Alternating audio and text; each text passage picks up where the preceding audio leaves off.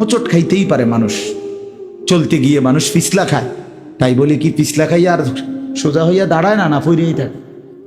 তো এইটা তো উচিত, ভুল হবে। চলার পথে অনেক দিন চোখ নামায় রাখছি, আজ হয়তো নারীর প্রতি নজর পড়ে গেছে, হ্যাঁ ভুল হইতেই পারে। সবসময় সত্য বলার চেষ্টা করি, আজ হয়তো একটা ভুল বলে ফেলছি, মিথ্যা বলে, হতেই পারে। কিন্তু লাগাতার মিশা কথা, কথা বুঝছিনি আমার কথাটা, প্রত্যেক দিন মিশা কথা। প্রতিদিন বুঝি মানুষের সুদ খায়, প্রতিদিন বুঝি ওজনে কম দেয়, প্রতিদিন বুঝি কাস্টমারের ঠকায়। এটা কি মুসলমান? এ কেমন ধরনের পাপী? 30 বছর বুঝি প্রত্যেক দিন টেলিভিশন চলবে আপনার ঘরে, প্রতিদিন আপনার ঘরে নিয়ম মাফিক নাচ গান নর্তকের ছবি চলবে। আপনাদের আখিরাত নাই? আপনার বিবি বাচ্চার আখিরাত নাই? তো এরা মরলে কোথায় যাবে? এদের পরিণতি কি হবে? আর আমি বাবা হিসাবে, অভিভাবক হিসাবে কি দায়িত্ব পালন করলাম? খাট পালং আর সোফা ফার্নিচার, কাঁচের প্লেট আর নুনের বাটি, এটাই ছিল জিম্মাদারি না? একজন মুসলমানের দায়িত্ব তার স্ত্রী সন্তানের জন্য এই শুধু খাট পালং আর সোফা ফার্নিচার ব্যবস্থা করা, এই তো না?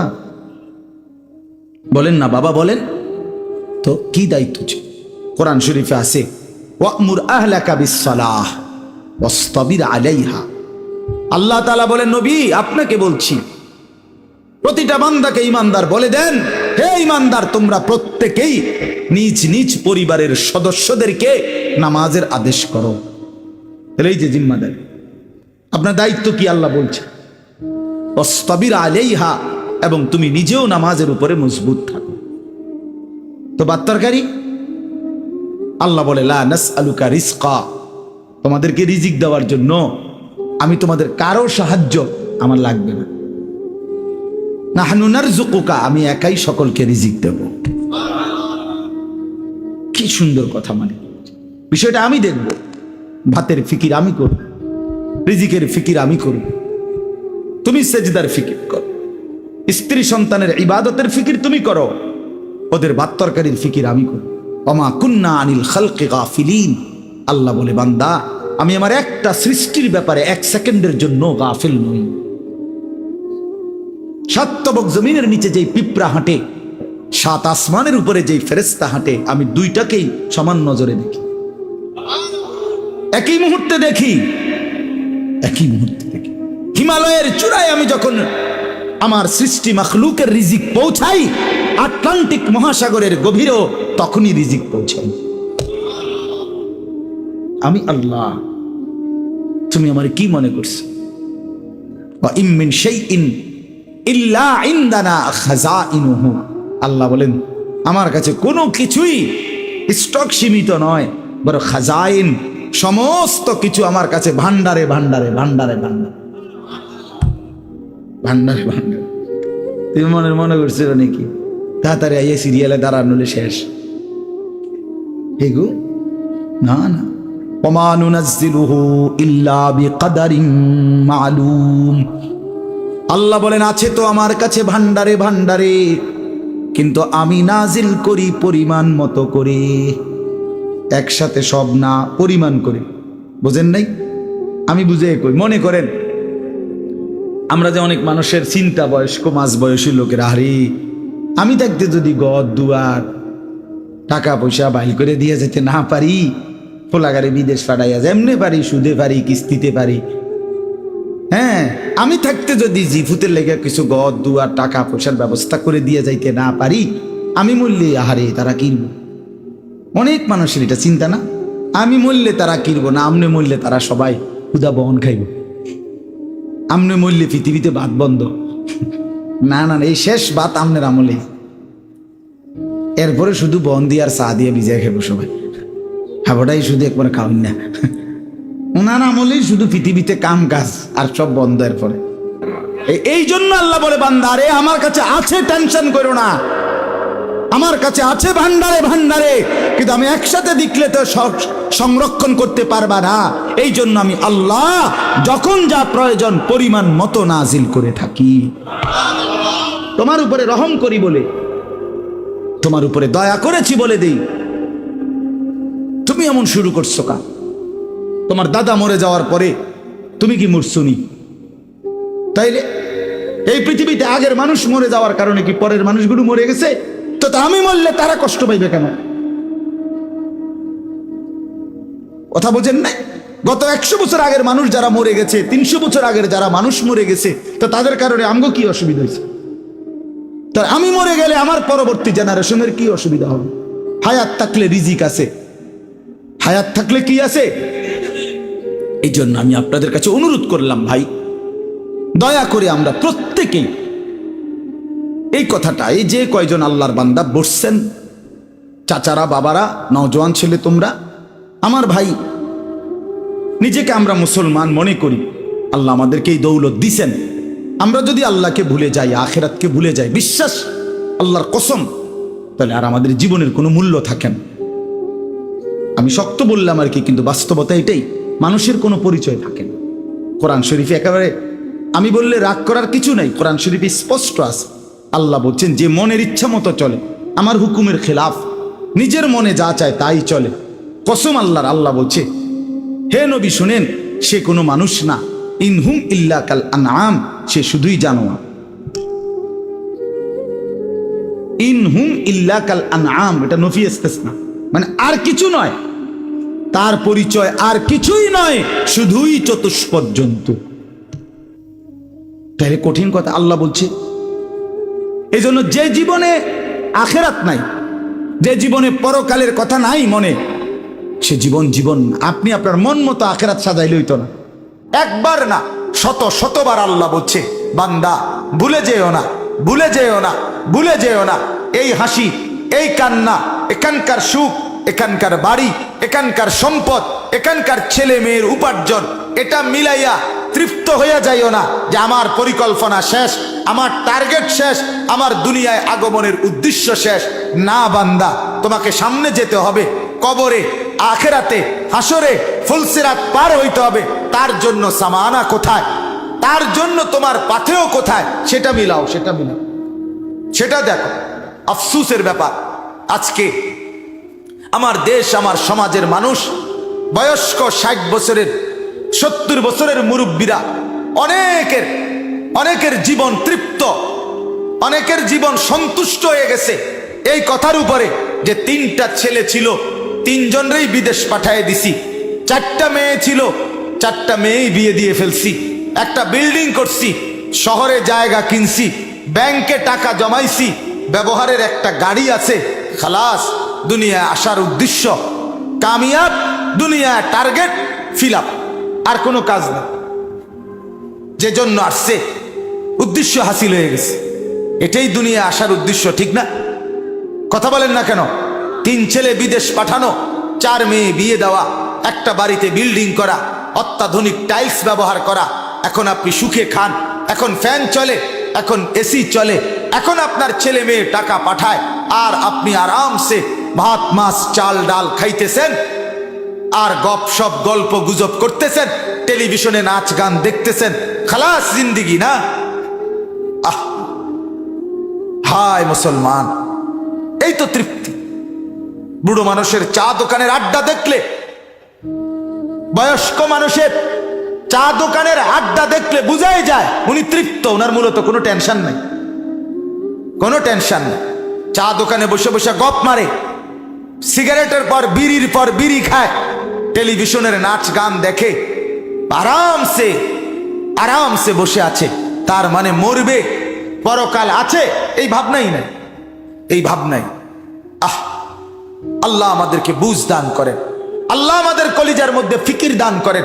আখিরাতের ফিকির ছাড়া জিন্দেগির কোনো মূল্য নাই, আল্লাহ এটাই বলছেন। এখন কি আল্লাহর নবী সাল্লাল্লাহু আলাইহি সাল্লাম ঘুম থেকে উঠে উম্মতকে শিখাইছে, উম্মত একবার ঘুমাইছিলা, মরেই গেছিলা, আবার যখন ঘুম থেকে চোখ মেললা, পৃথিবীর আলো বাতাস আবার দেখলা, আল্লাহকে জানায় দাও, আলহামদুলিল্লাহিল্লাযী আহইয়ানা বাদা মা আমাতানা।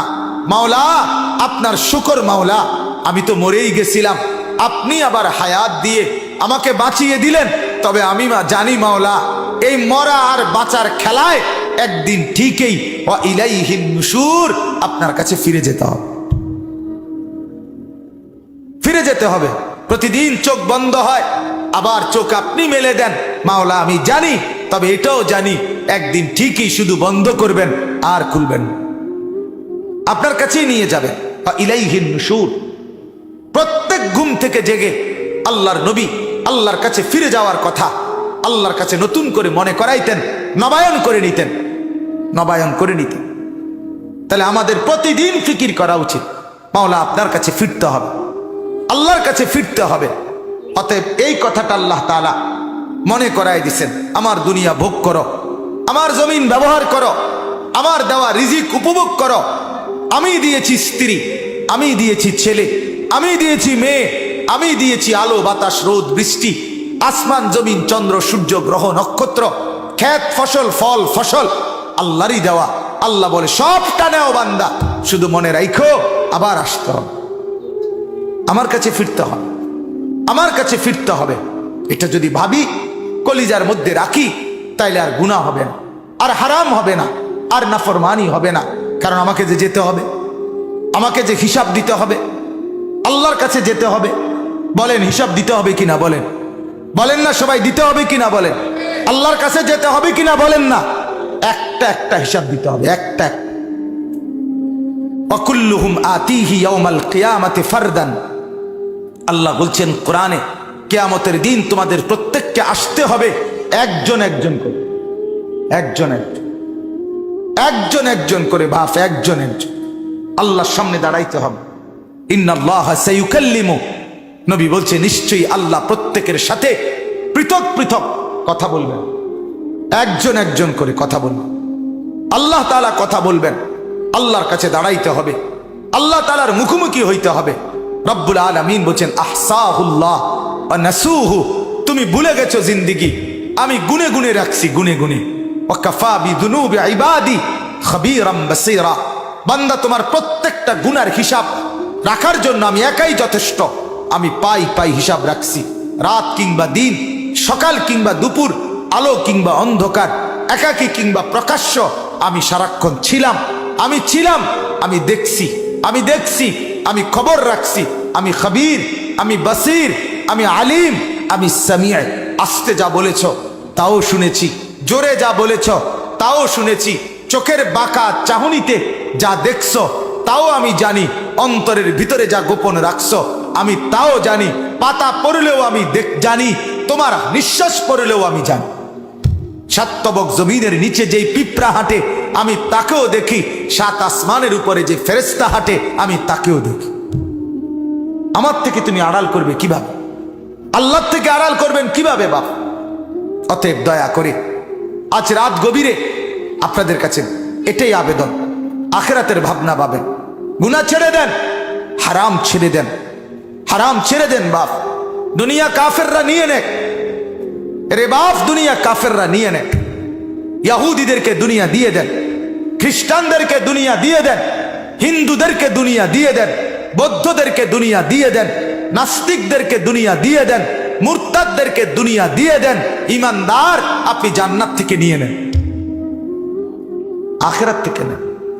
হযরতে ওমর রাদিয়াল্লাহু তাআলা আনহু একদিন নবীজির ঘরে ঢুকে দেখছে একটা চাটাইয়ের মধ্যে আল্লাহর নবী সাল্লাল্লাহু আলাইহি সাল্লাম শুয়ে আছে, শুধু চাটাইয়ের উপরে। ওয়াকাদ আসরা ফি জামবি, চাটাইয়ের দাগ, আল্লাহর নবীর দেহ মোবারকের মধ্যে দাগ পড়ে গেছে। মাথার নিচে একটা খেজুরের ছাল দিয়ে বানানো বালিশ, আর একটা চামড়া ঝুলানো, আর কিছু ছাতু পাউডারের মতো পায়ের কাছে রাখা, যেগুলো পানি দিয়া গুইলা খাবে। হযরত ওমর ঘরের মধ্যে চারটা জিনিস দেখছে, একটা চাটাই, একটা খেজুরের ছালের বালিশ, একটা চামড়া, আরেকটা ছাতু অল্প কিছু খাবারের জন্য। হযরত ওমর অজরে চোখের পানি ফেলে কাঁদতে শুরু করছে। আল্লাহর নবী বললেন, মা ইয়াবকিকা ইয়া ওমর, ওমর কে তোমারে কাঁদালো, কাঁদতেছো কেন? হযরত ওমর বললেন, ইয়া রাসূলুল্লাহ লিমা লা আবকি, আমি কাঁদবো না কেন? আপনার এই দৃশ্য দেখে না কেঁদে থাকি কেমনে, না কেঁদে থাকবো কেমনে? রোমের বাদশাহ, পারস্যের বাদশারা রেশমের কাপড় পরে, স্বর্ণরৌপ্যের গালিচার মধ্যে বিছানায় শোয়ে, আর আপনি শ্রেষ্ঠ রাসূল, সাইয়্যিদুর রাসূল, মুসাদ্দিকুর রাসূল, নবিয়ুল আম্বিয়া, নবী দু জাহাঁ, নবী দু শাহ, নবী দু আলম, ফখরে মৌজুদাত, কায়নাতের সরদার আপনি। আপনার এই হালাত দেখে আমি কাঁদবো না কেন? আল্লাহর নবী হাদিসের মধ্যে আছে, আল্লাহর নবী বললেন, ওমর, আমা তারদা আন তাকুনা লানাল আখিরাহ ওয়ালা হুমুদ দুনিয়া। ওমর, তুমি কি এতে খুশি হবা না আমরা আখিরাত থেকে নেব, ওরা দুনিয়া থেকে নেয়? ওরা দুনিয়া নিয়ে নেয়, আমরা আখিরাত থেকে নেব।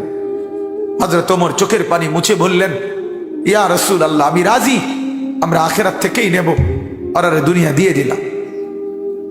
ওয়ালাউলা আন ইয়াকুনা আন-নাসু উম্মাতান ওয়াহিদা লাজআলনা লিমান ইয়াকফুরু বির-রাহমান সুকুফাম মিন ফিদ্দা। আজীব আয়াত কোরআনের এটা। আল্লাহ বলে, শোনো বান্দা, ওই বান্দার শোনো, আমি না চাইছিলাম কাফের বেঈমানকে ঘর বাড়িগুলো শুদ্ধা স্বর্ণ রৌপ্য দিয়ে দুনিয়ার ঘর বাঁধাই করে দেই, দুনিয়া তারে দিয়ে দেই পুরাটা, তোমারে জান্নাত পুরাটা দিয়ে দেব। ইমাম ইবনু রজব হাম্বলি রহমতুল্লাহ আলাই তার কিতাবের মধ্যে লিখছেন, প্রতিটা দিন, খেয়াল করে শুনেন, প্রত্যেকটা দিন দুনিয়াবাসীকে ডেকে বলে, হে দুনিয়াবাসী, আমি শুধু আজকের জন্যই, একবারের জন্যই পৃথিবীতে এসেছি, কিয়ামত পর্যন্ত আর আসবো না। হে দুনিয়াবাসী, আমারে নষ্ট করো না, বরবাদ করো না, আমারে কাজে লাগাও। এরপরে তাফসিরে আমরা পড়ছি, সন্ধ্যা যখন হয়, সন্ধ্যা মানে মাগরিবের ওয়াক্তে দিন শেষ হয়ে যায় না, কথা বলেন না, সূর্য যখন ডুবে যায় তখন রাত শুরু হয়, ঠিক কি না বলেন? এই সন্ধ্যার আগে আগে দুনিয়াকে আবারও এই দিনটা, আজকের দিনটা, এটা আবার চিৎকার করে পৃথিবীবাসীকে বলে যে, হে দুনিয়াবাসী, আমি তো শেষ হয়ে যাচ্ছি, একটু নেক আমল করে আমার একটু কাজে লাগাও না। ফজর গেল, জোহর গেল, আসর চলে গেল, একটা সেজদাও দিলা না, আমি বুঝি এমনিই তোমার জীবন থেকে বিফলে হারিয়ে যেত, আমি বুঝি এমনি এমনি হারাই যেত। আহা কি করলো, আহা কি করলো। এভাবে প্রতিটা রাত পৃথিবীবাসীকে ডেকে বলে, হে দুনিয়াবাসী, আমি একবারের জন্যই এসেছি, আর আসবো না কোনদিন, তোমরা আমারে নষ্ট করো না, কাজে লাগাও। ফজর হওয়ার আগে, সুবহে সাদিকের আগে আগে রাত্রটা আবার ডেকে বলে, আহা দুনিয়াবাসী, আমি তো চলে যাচ্ছি, শেষ হয়ে যাচ্ছি, আমারে কি কাজে লাগাইবা না? সেজদা তাইলে দিবা না? আমার মনিবের জন্য একটা গোলামি করবা না? এভাবে রাত, সারাটা রাত ঘুমে ঘুমে, মোবাইল টিপতে টিপতে, নর্তকীর ছবি দেখতে দেখতে, নাচ গান উলঙ্গ দৃশ্য দেখতে দেখতে শেষ করে দিলা, শেষ করে দিলা। আল্লাহ আমাদেরকে বুঝ দান করেন। আমার বাপ, আমার ভাই, আজকে আমি আপনাদের সামনে কোরআনুল কারীমের 9টা আয়াত ধারাবাহিক পড়ছি। এই 9 আয়াতের প্রথম কথা, প্রথম বক্তব্য, আমাদের হায়াতের গুরুত্ব দেওয়া। আমরা যেন সময়কে গুরুত্ব দিই, আমরা যেন হায়াতকে গুরুত্ব দিই। কেন? আল্লাহ তাআলা এখানে দেখাচ্ছে, আপনাকে শুনাইতেছি, এই এখন দেখাইতেছি আপনাকে। আল্লাহ তাআলা বলেন, প্রত্যেকটা নাফরমান, পাপী, অবাধ্য, জালেম, নাফরমান, যুবক কিংবা বৃদ্ধ, মা কিংবা বোন, নারী কিংবা পুরুষ, যখন মৃত্যুর মুখোমুখি হবে, মালাকুল মউত আজরাইল আসবে, তে এখানে আছে প্রত্যেকটা মানুষ তার দুনিয়ার হায়াত, এই দুনিয়ার সময়টা আরেকবার কিছুটা সময় আল্লাহ তাআলার কাছে ভিক্ষা চায়, ভিক্ষা চাই। আল্লাহ, আমি বুঝি নাই মাওলা, আমি বুঝি নাই, মালাকুল মউত আজরাইল রে, একটু ফেরত দেন, আমারে আর কয়টা দিন দুনিয়ায় থাকতে দেন। এই মালাকুল মউতকে দেখে বলি, যুবক ভাই, ফিকির করে দেখো বাপ, কি করছো সারাদিন? এটা কি কোনো জিন্দিগি হইল? শুধুই চুলের ফ্যাশন, শুধুই প্যান্ট বদলানো, শার্ট বদলানো, শুধুই দিন নাই রাত নাই, 2 আঙ্গুলে মোবাইল টিপা, নারীর ছবি, অশ্লীল দৃশ্য, জিনা, ব্যভিচার, আর শুধু ছবি তোলা, কুকুর, বিড়াল, শূকর, গরু, ছাগল, হাঁস, মুরগি, জীব জন্তু, মানুষ, বেড়া বেডি, ছোট বড়, নারী পুরুষ, জোয়ান বুড়া, হুজুর পাবলিক কিছু অপদার্থের জিন্দিগি বেঈমান এভাবে ওয়াশ করে দিছে মাথা যে তোর কামে হইল শুধু জিডা পাইবি ছবি উড়াই, তোরে খোদা বানাইছে শুধু ছবি উড়াইতে, খালাস। পৃথিবীতে আসার উদ্দেশ্য ছবি তোলা, ছবি তুলবা। শুধু চেষ্টা করবা যেন 18,000 মাখলুকাতের লগে তোমার একটা একটা ছবি থাকে। আস্তাগফিরুল্লাহ। বলেন এটা কি কোনো জীবন হইল? বলো না ভাইয়া, তোমরা বলো। একটাবার ইনসাফের সাথে ভাবো, ইনসাফের সাথে ভাবো। তুমি তোমার হায়াত নিয়ে ভাবো, তুমি তোমার জিন্দিগি নিয়ে ভাবো। খুদার কসম বাপ, এই হায়াত মনে পড়ে ওই যে ওই হেরা ব্যাটকা এই ছেলে, ঘটনা কি? আরে তোমারে বলছি, তুমি পিছনে চাও কেন? ওরে ধাক্কাও কেন, হাসো কেন? সাফ কথা বাপ, আমি একজনকেও ছাড়তে রাজি না। আমার জিন্দিগির সিদ্ধান্ত এটা। কোন গাফেল, কোন ফালতু মানুষ আমি বলতে রাজি না। প্রয়োজনে একজনকে বলবো, ফালতুকে বলবো না। আমি টর্চ লাইটের মতো সারাক্ষণ চোখ ঘুরাই, আমার এটা তবিয়ত। এক সিদ্ধান্ত নিয়ে জিন্দিগির এই বয়ান করি, আমার নওজোয়ান বদলাইতে হবে। আমার সম্পদেরা, এই ছেলেগুলো যদি নষ্ট হয়ে যায়, একটা গাছের মূল অংশই যদি নষ্ট হয়ে যায়, এই গাছ টিকবে কিভাবে? একটা জাতির যুব সমাজ যদি নষ্ট হয়ে যায়, খোদার কসম ওই জাতি টিকে না, ওই জাতি টিকে না। পৃথিবীর উত্থান পতন, আলো অন্ধকারের সবকিছু যুবকের দ্বারা। যুবক চাইলে গড়তেও পারে, যুবক চাইলে ভেঙেও ফেলতে পারে, নষ্ট করেও ফেলতে। ছেলেরা বলো, এত নারী দেখা কি হবে শেষ পর্যন্ত ভাইয়া? সারাদিন তোমরা যারা নারী, ছবি, মোবাইল, অস্থির দৃশ্য দেখে, শেষ পর্যন্ত কখন থামবা?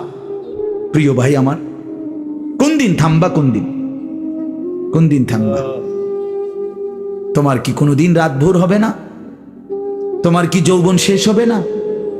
তোমার 18 বছর 20 বছরের হায়াত, এটা কি কোনোদিন আর 40 বছর হবে না? একদিন তোমার চোখের পাওয়ার কমে যাবে, একদিন কোমরের ব্যথা বাইরে যাবে, একদিন তোমারও শরীরের সমস্ত অঙ্গ প্রত্যঙ্গে দুর্বলতা চলে আসবে, খুব দ্রুত, খুব দ্রুত। আল্লাহ তাআলা বলেন, সুম্মা নুখরিজুকুম তিফ ওয়া নুকিররু ফিল আরহামি মা নাশাউ ইলা আজালিম মুসাম্মা। আমি মায়ের পেটে সন্তানকে একটি নির্দিষ্ট সময় পর্যন্ত রাখি। সুম্মা নুখরিজুকুম তিফলান, অতঃপর আমি আল্লাহ শিশু এক বাচ্চা হিসাবে মায়ের পেট থেকে বের করে আনি। এরপরে সুম্মা লিতাবলুগু আশুদ্দাকুম, এরপরে সেই বাচ্চাটা তোমরা ধীরে ধীরে শক্তি সামর্থ্যবান হতে থাকো, মানে আস্তে আস্তে কিশোর, তরুণ, যুবক হইতে থাকে। এ হইতে হইতে আগাইতে আগাইতে এর মধ্যে আমি আরো 2টা কাজ করি। আল্লাহ বলেন, একটা হলো অমিনকুম মান ইউতাওয়াফা বিকাবলু, আমি এর মাঝে অনেককে এই কিশোর, তরুণ, যৌবন হতে হতে দেই। আর অমিনকুম মান ইউরাদ্দু ইলা আরদালিল উমর, আর কাউকে কাউকে আমি একেবারে চূড়ান্ত বৃদ্ধ বয়সে পৌঁছাই। কিন্তু সবাইকে সমান তালে বুড়া বানাই না। তাহলে যদিও হায়াত 60 মনে করো, সবার তো 60 না প্রিয় বন্ধু, সবার তো 60 না। তোমার যে 60 পর্যন্ত বয়স যাবে তার কি নিশ্চয়তা? তোমার দাদা ঠিক আছে 60 বছর বয়স পাইছে, কিন্তু তুমি যদি না পাও। তোমার বড় আব্বা 90 বছর বাচ্চা ঠিক আছে, তুমি যদি না পাও, তো তওবা করবা কখন? তওবা করবা কখন? ওয়ালাইসাতিত তাওবাতু লিল্লাযিনা ইয়ামালুনা সাইয়্যাত হাত্তা ইযা হাদারা আহাদাহুমুল মাউত ক্বালা ইন্নী তুবতুল আন। আল্লাহ বলেন, ও বান্দা, নাফরমানি করতে করতে যখন চূড়ান্ত মৃত্যু এসে যায়, মালাকুল মউত আজরাইল পৌঁছে যায়, মৃত্যুর গড়গড়া, মানুষের মৃত্যুর পূর্বে শেষ একটা শ্বাস টান উঠে, এই গড়গড়া যখন এসেই যাবে, আল্লাহ বলে তখন তো সব নাফরমান বান্দাই বলবে, আল্লাহ আমি এখন তওবা করলাম। খোদার কসম আল্লাহ বলে, ওয়ালাইসাতিত তাওবা, সেই তওবা আমি আল্লাহর কাছে গ্রহণযোগ্য নয়, সেই গ্রহণযোগ্য নয় বান্দা। ওয়ালাইসাতিত তাওবাতু, আমি আল্লাহ তাআলা সেই তওবা গ্রহণ করব না বান্দা। তখন আর ফিরতে পারবা না ভাই আমার, ফিরতে পারবা না, মনে পড়বে সব। ওয়াজিআ ইয়াউমা ইদিন বিজাহান্নাম ইয়াউমাইদিন ইয়াতাযাক্কারুল ইনসানু ওয়া আন্না লাহুয যিকরা। আল্লাহ বলে, বান্দা, হাসরের ময়দানে তোমাদের চোখের সামনে জাহান্নামকে ফেরেশতারা টেনে আনবে। তোমরা যখন নিজ চোখে জাহান্নাম দেখবা, লাতারাবুন্নাল জাহিম, নিজ চোখে যখন জাহান্নাম দেখবা, ইয়াউমাইদিন ইয়াতাযাক্কারুল ইনসান, সেদিন তোমাদের দুনিয়ার জীবনের সব কথা মনে পড়বে। ওয়া আন্না লাহুয যিকরা, কিন্তু বলো না বান্দা, সেদিন মনে পড়ে কি লাভ হবে? কি আজীব কথা! ওয়া আন্না লাহুয যিকরা, বলো না বান্দা, মনে পড়ে কি হবে? সেদিন বুঝে লাভ কি হবে? কাল্লা লাউ তা'লামুনা ইলমাল ইয়াকিন। আজকে যদি কোরআন থেকে শুনে, রাসূলের হাদিস শুনে, উলামায়ে কেরামের নসিহত শুনে আজকে যদি বিশ্বাস করতা, কত না ভালো হতো। এটা কোরআনের আয়াত। আল্লাহ বলেন, আজ যদি বুঝতা বান্দা, তাহলেই খুব ভালো হতো। কিন্তু একদিন তো দুই চোখে জাহান্নাম দেখবা, নিজ চোখেই দেখবা বান্দা, সেদিন সব বুঝবা, কিন্তু লাভ কি হবে? ইয়াউমা ইউকশাফু আন সাকিন ওয়া ইউদআউনা ইলাস সুজুদি ফালা ইস্তাতিউন। আল্লাহ বলে, যেদিন হাসরের ময়দানে তোমাদের সকলকে সারা দেহ বিবস্ত্র করে, সম্পূর্ণ বিবস্ত্র শরীরে কাপড়বিহীন দাঁড় করানো হবে, সেদিন আল্লাহর ফেরেশতা ডাক দিয়ে বলবে, নাফরমান, তোর জীবনে যেই সেজদাগুলো ছুটে গেছে নাফরমান, আজকে হাসরের ময়দানে সেই সেজদাগুলো দে। আল্লাহর কসম বন্ধু, আল্লাহ কোরআনে বলছে, ফালা ইস্তাতিউন, লক্ষ কোটি বার চেষ্টা করেও বান্দা, সেদিন হাসরের ময়দানে একটা সেজদাও আর দিতে পারবা না। আজ তো পারতা, কেন নামাজ পড়লা না? কেন নামাজ পড়লা না? বলো ভাইয়া, কি লাভ হবে আমারে মহব্বত কইরা? একদিন শুনবা, আনিসুর রহমান আশরাফি নামে এক বক্তা ছিল, ওই মরে গেছে। একদিন শুনবা বন্ধু, ওই মাওলানা আমগো এলাকায় সব সময় আসতো, সে মরেই গেছে। মৃত্যু তারে কবরে পৌঁছায় দিবে। কি লাভ হবে? তুমি পছন্দ করলেও তো আমারে রাখতে পারবা না, আমি পছন্দ করলেও তো তোমারে রাখতে পারবো না বন্ধু। সব তো মালিকের কবরে চলেই যেতে হবে। হাত্তা যুরতুমুল মাকাবির, আল্লাহ বলে, একটা সময় তো কবরেই পৌঁছে যাবা। কাল্লা সাউফা তা'লামুন, তখন বান্দা কবরে সেই জানতে পারবা নাফরমানির পরিণতি কি। নাফরমানির পরিণতি কি? আল্লাহ আমাকে বুঝদান করে। নাফরমান জাহান্নামী তখন বলবে, আল্লাহ, আমার দুর্ভাগ্য আমার কপালের উপরে লেগে গেছে, আমি বড় মন্দ কপাল, আমি বুঝি নাই। আমার দুর্ভাগ্য আমার উপরে প্রভাব বিস্তার করেছে। অকুন্না কওমান দাল্লিন, আমি পথভ্রষ্ট সম্প্রদায়ের অন্তর্ভুক্ত ছিলাম। আল্লাহ, ভালো মানুষ আমি পাই নাই, নেককার মানুষ পাই নাই, চরিত্রবান মানুষের সংস্পর্শ পাই নাই, কিছু অসভ্য মানুষের সাথে চলছিলাম, ফলে আজ নাফরমানির জিন্দিগিতে ভেসে গেছিলাম। মাওলা, আমার দুর্ভাগ্য মাওলা। রব্বানা আখরিজনা মিনহা, এ কথা বলে নাফরমান জাহান্নামী আবার বলবে, মাওলা দেন না, দেন আমারে জাহান্নাম থেকে একটু বের করে দেন, আমারে দুনিয়ায় যেতে দেন না মাওলা, আমি পারছি না মাওলা, এই আগুন আমি সইতে পারছি না, এবার দেন না। আবার বলছি মাওলা, আবার দেন। ফাইন উদনা ফাইন্না যালিমুন, আমি যদি এবার গেলে নাফরমানি করি তো আমি আসলেই জালেম, আপনি আমারে তখন ডবল রিডবল শাস্তি দিয়েন, এবার ছেড়ে দেন। তখন শেষ আয়াত, আল্লাহ তখন বলবে, ক্বালা খসাউ ফিহা ওয়ালা তুকাল্লিমুন, আল্লাহ বলবে, নাফরমান তুই জাহান্নামেই পড়ে থাক, আর একটা কথা বলবি না। ওয়ালা তুকাল্লিমুন, আর কোনো কথা বলবি না, চুপ। আমরা যেমন রাগ করলে বলি না, একদম চুপ, একটা কথা কথা বলবি না বেটা, খারা এনে বলি কিনা? এই আল্লাহ বলবে পড়ে থাক বেঈমান নাফরমান জাহান্নামে, ওয়ালা তুকাল্লিমুন, আর কোনো কথা বলবি না, একটা কথা নাই। আর তাফসীরে মাআরিফুল কোরআন স্পষ্ট লিখছে, আল্লাহ যখন কোনো জাহান্নামীকে এটা বলে ফেলবে যে তুই আর কথা বলবি না, খোদার কসম, তখন ওই জাহান্নামী আর মানুষের মতো শব্দ করতে পারবে না, তার জবান থেকে তখন কুকুর কিংবা গাধার মতো নিকৃষ্ট আওয়াজ বের হবে। আল্লাহ আমাকেও মাফ করে দেন, আমাদের প্রত্যেককে মাফ করে দেন। আল্লাহ তাআলা আজকের মাহফিল কবুল করেন। আজকে আপনাদের আমাদের সবাই যেন সময়কে কদর করি। যুবক ভাই, মোবাইলের আসক্তি ছেড়ে দাও, জিন্দিগি কাজে লাগাও, 5 ওয়াক্ত নামাজ পড়ো, ফজরের নামাজ পড়ো। বাবা চাচারা জিন্দিগি সুন্দর করেন, মা বোনরা হায়াতকে কদর করেন, পর্দা পুশিদার জিন্দিগি পালন করেন। আল্লাহ তাআলা তৌফিক দান করেন। কিছু বলবো? হ্যাঁ জি, আমার বাপ দয়া করে, এখন তো এশার নামাজের বিরতি, এশার নামাজের পরে আবার যথারীতি ইনশাআল্লাহ বয়ান হবে। বিশেষ করে আমার আজকের এই মাহফিলের যিনি প্রধান বক্তা, আপনারা সবাই জানেন, আমার পরম শ্রদ্ধেয় বড় ভাই, আমার অভিভাবক, আমার মুরব্বী, যে আমার এই কোলে পিঠে করে পড়ালেখা করাইছে, তিনি আমার শুধু ভাই না, আমার আপন বড় ভাইও।